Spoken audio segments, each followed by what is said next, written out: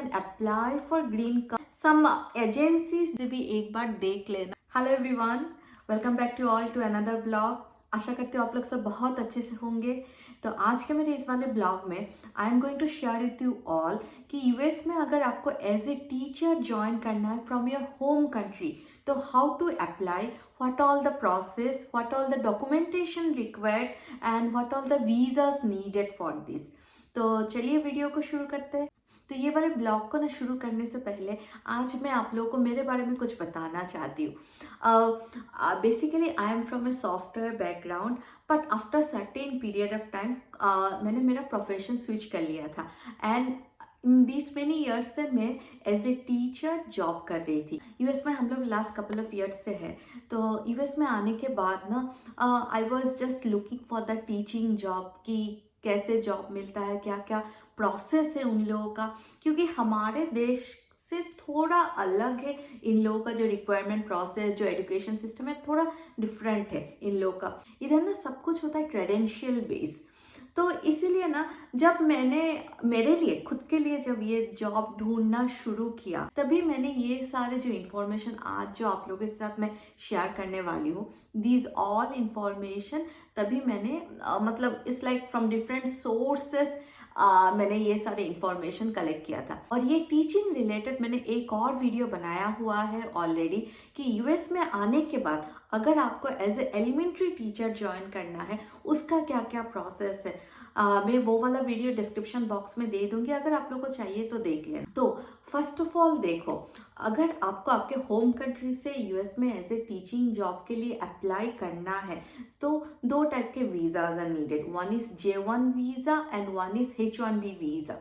तो आज के मेरे इस वाले ब्लॉग में I will try to cover only for J1 visa, क्योंकि देखो J1 वीज़ा का अलग प्रायोरिटीज़ है, H1 वीज़ा का अलग प्रायोरिटीज़ है। H1B वीज़ा के ऊपर मैं अलग से एक वीडियो बना दूंगी, तो आज इसीलिए मैं जस्ट J1B वीज़ा को कवर कर रही हूँ।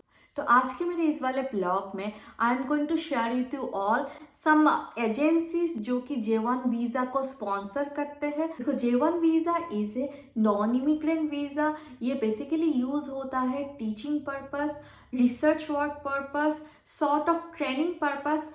J1 को बोलते हैं cultural exchange visa.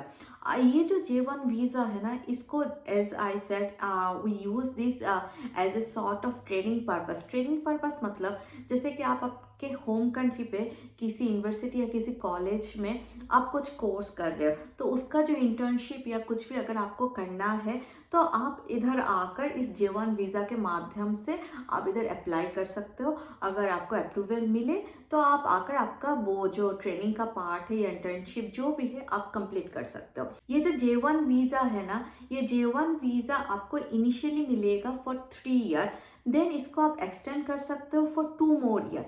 Similarly H1B visa जो है ना, वो आपको मिलेगा initially for the 3 year, then आप उसको एक्सटेंड कर सकते हो for 3 more year. One more thing I want to add you here, ये जो H1B वीज़ा है ना, H1B वीज़ा में आप डायरेक्टली अप्लाई कर सकते हो द डिस्ट्रिक्ट स्कूल में।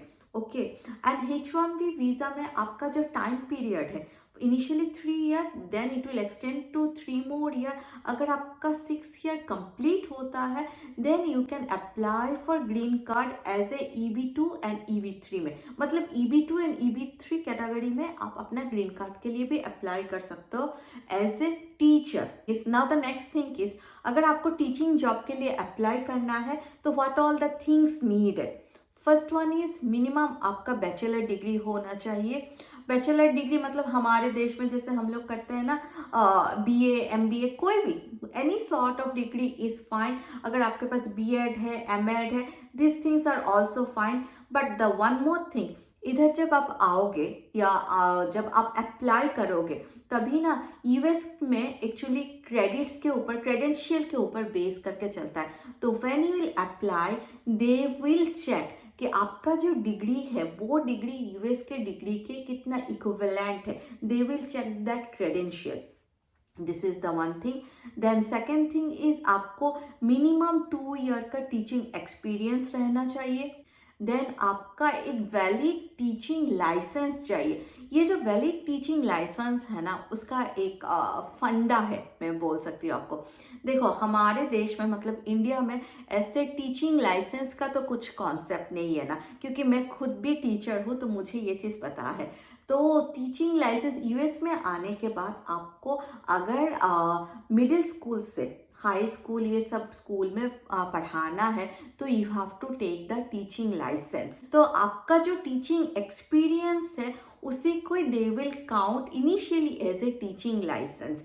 देन आप इधर आने के बाद आपको एक टीचिंग लाइसेंस के ऊपर कोर्स करना होगा। Next thing is subject specific knowledge. Subject specific knowledge means अगर आपका ऑनर्स है तो it will be a advantage for you.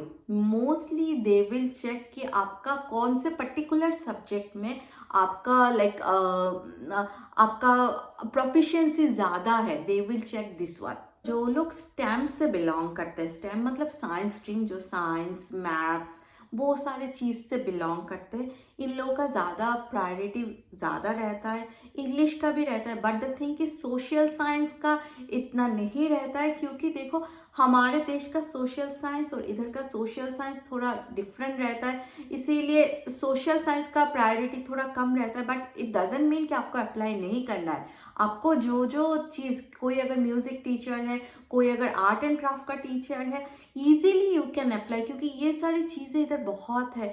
इधर मतलब टीचिंग इज़ नॉट लाइक कि आपको सिर्फ सब्जेक्ट स्पेसिफिक टीचर ही होना चाहिए, ऐसा नहीं है। इधर sports teacher, arts teacher, craft teacher, music teacher, equally सब मतलब सब इक्वल है इधर, और सबको इक्वल ग्रेडिंग, इक्वल सब कुछ इक्वली मिलता है। Next and main important thing is fluency of the English. देखो यूएस में मेनली अगर आपको एज ए टीचर ज्वाइन करना है तो your English language should be proper. Why English language? Because इधर मेनली कम्युनिकेशंस के लिए इंग्लिश ओनली, स्पेनिश भी चलता है बट स्कूल सब जगह पर इंग्लिश को ही ज़्यादा प्रेफरेंस मिलता है।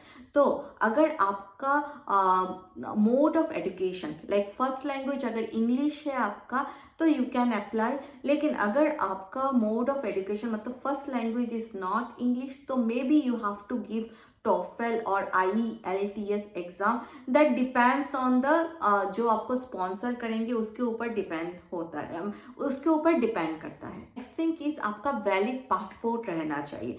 Now next thing is what all the documents needed for applying this teaching job. First one देखो, अगर आपको टीचिंग जॉब के लिए अप्लाई करना है, जो सारे वेबसाइट या ऐसे भी जो भी आपके J1 स्पॉन्सर है उस सारे वेबसाइट में अगर आपको अप्लाई करना है तो फर्स्ट थिंग इज़ आपको एक प्रोफेशनल रेज्यूम रहना है। ये प्रोफेशनल रेज्यूम कैसे बनाते हैं ना, उसके ऊपर गूगल में अगर आप सर्च करोगे तो बहुत सारे डिटेल्स मिल जाएगा। तो आप पहले अपना एक प्रोफेशनल रेज्यूम रेडी करो कि आपको कैसे आपको कौन सा फील्ड आपका अच्छा है, कौन सा लैंग्वेज आपने पढ़ाया है, क्या क्या एक्स्ट्रा करिकुलम अचीवमेंट आपका है, वो सारी चीज़ें मिलाकर आप पहले अपना एक प्रोफेशनल रेज्यूम रेडी करो। Then next one is recommendation letter. Recommendation letter means इधर आपका जो टीचिंग एक्सपीरियंस है।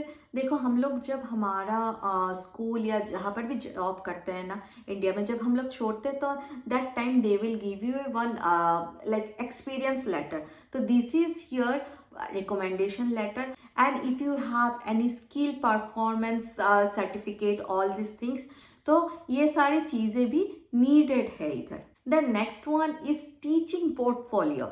Now what does it mean teaching portfolio? देखो इसमें आता है, हम लोग जैसे स्कूल में लेसन प्लान बनाते हैं ना, monthly lesson plan, weekly lesson plan, तो ये टीचिंग पोर्टफोलियो में ये वाले लेसन प्लान आता है कि आपने जो पढ़ाया है उसको आपने कैसे डेमोस्ट्रेट किया है। तो पहले आप ये सारे चीज़ें थोड़ा वन बाय वन रेडी कर लो। One is teaching license. As I said, अगर आपके पास टीचिंग लाइसेंस है then it's well and good. अगर आपके पास टीचिंग लाइसेंस नहीं है तो इधर आने के बाद you have to go for this teaching license. One more thing is needed, that is criminal record. मतलब आपका जो बैकग्राउंड है ना ये पूरा क्लीन होना चाहिए। दे विल चेक कि आपका बैकग्राउंड प्रॉपरली क्लीन है या नहीं। These are the things, basic things is needed for applying the teaching job. कहीं कहीं जगह पर they will need the driving license also, but देखो इंडिया का ड्राइविंग लाइसेंस से इधर कुछ नहीं होगा। आपको इधर आने के बाद अगर आपको ड्राइविंग आए तो इधर आने के बाद you have to go for your driving test, आपको ड्राइविंग लाइसेंस लेना है, क्योंकि इधर का जो कम्युनिकेशन है ना, मतलब ट्रांसपोर्टेशन जो है ना, local transportation is not at all good. So उसके लिए आपको खुद से मतलब आपका खुद का license is very much needed. After all this things you have to apply for the research sponsor program and a recruiter. अगर आपका एप्लीकेशन सिलेक्ट होता है then you will get the notification और ईमेल। ये जो इंटरव्यू होता है ना, इट विल बेसिकली ये स्क्रीनिंग इंटरव्यू। अगर आप अपना स्क्रीनिंग इंटरव्यू क्लियर करते हो देन ये जो वीज़ा कंपनीज है they will forward your resume to the different school district. अगर आपका रेज्यूम क्लियर सिलेक्ट होता है ये सारे स्कूल डिस्ट्रिक्ट से then you will get the call and आपका जो जो प्रोसेस है gradually we have to follow all this process. Now, so these are the main process for the J1. Now I am going to share with you all few J1 agencies जो कि visa sponsor करते हैं, और ये सारे names ना मैं मेरे डिस्क्रिप्शन बॉक्स में भी दे दूंगी, आप उधर से भी चेक कर सकते हो। फर्स्ट वन इज इंटालेग, INTALAGE, then second one is EPI, third one is Global Training Partner, fourth one is Visiting International Teaching Program, fifth one is Participate Learning। तो ये 5 एजेंसीज है जो कि J1 को स्पॉन्सर करते हैं, जो कि मैंने कुछ रिसर्च के बाद ये सारे निकाला है। होपफुली ये सारे आप लोगों को कुछ हेल्प हो जाए अगर आप लोगों को अप्लाई करना है J1 स्पॉन्सरशिप के लिए। Last but not the least, managing your finance in US teaching journey is bit costly, but yes long run में आपका गेन भी बहुत ज़्यादा होगा। इनिशियली आपका खर्चा $2,000 से $4,000 के अंदर होगा। It's around like 1,60,000 to 3,20,000, but yes it's very. इसमें आपका प्रोग्राम फीस आता है, वीज़ा का फीस रहेगा, आपका एक्सपेंसेस रहेगा, डॉक्यूमेंटेशन फीस रहेगा, आपका इंश्योरेंस फीस रहेगा, देन आपका आने का खर्चा, आपका rent, all this things are also there. So before applying for J1 आप ये सारी चीज़ें भी एक बार देख लेना। तो आज का ब्लॉग मैं यहीं पर ही ख़त्म करती हूँ। आशा करती हूँ आप लोगों को अच्छा लगा होगा। अगर मेरा ब्लॉग आप लोगों को अच्छा लगे, इंफॉर्मेटिव लगे, तो प्लीज़ जिन लोगों ने अभी तक सब्सक्राइब नहीं किया है प्लीज़ सब्सक्राइब माई चैनल। तो जल्दी मिलते हैं दूसरे ब्लॉग में, तब तक के लिए बाय, टेक केयर।